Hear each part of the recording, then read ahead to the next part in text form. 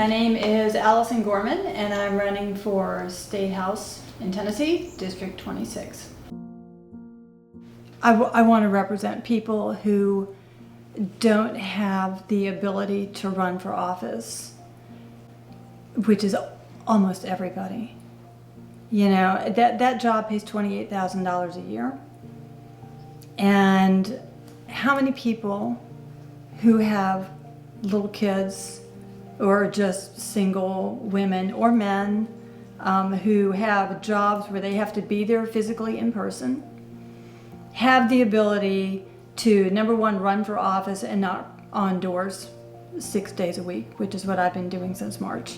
Have the ability to do that, and then have the ability to leave their job, whatever it is, for a job that pays $28,000 a year, where you have to be in Nashville for a third of the year.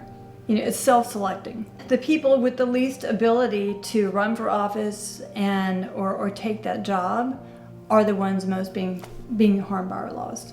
And there's a reason for that. The people most benefiting, you know, are the ones sitting in the legislature. You know, them and their peers. So although it felt very uncomfortable to me to run for office, I'm not a spotlight person. I'm a behind the scenes person, definitely.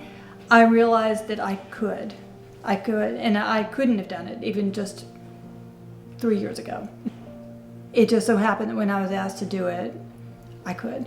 And although my initial inclination was no, I thought I can, and so I should. We have ended up in a place where a whole lot of people are struggling. And you know, to me, we need to do a much better job, at the very least, of getting people healthy and educated, and we're failing at that. So that has really influenced my thinking as a politician, which I don't think of myself as a politician. That's still a weird thing to think about, because it's not anything I ever planned to do. I never had big political aspirations, or any political aspirations. I didn't do anything but vote. But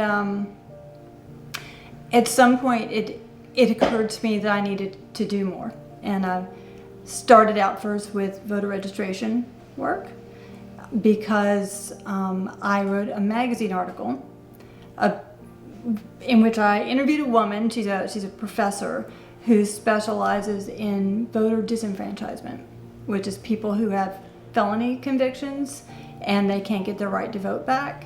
And she was explaining to me that 470,000 people in Tennessee can't vote for that reason. They've done their time, but they just can't get their rights back. And 1 out of 5 black Tennesseans can't vote because of that, and that struck me as just egregious. And so I sort of started with voter registration work, and then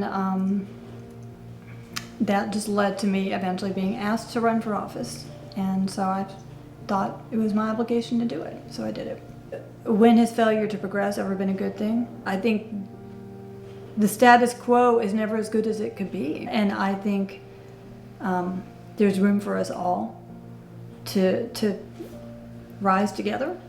And that is part of what motivates me. In 2022, I never had a single person, when I knocked on their door, say, "Can I help you? Can I knock doors too? How can I volunteer with your campaign?" I never came home, checked my ActBlue, and found that somebody had donated $10 because I knocked on their door. That didn't happen all of 2022. It's happened countless times. A lot of my volunteers now are people whose door I knocked. And I have got an army of volunteers. I knew I was going to run again, because if you're going to do it once, you need to plan to do it twice. I told people I've never worked so hard for a job I never wanted, you know? But I think the people maybe who should be in public service are the people who don't have the big political ambitions.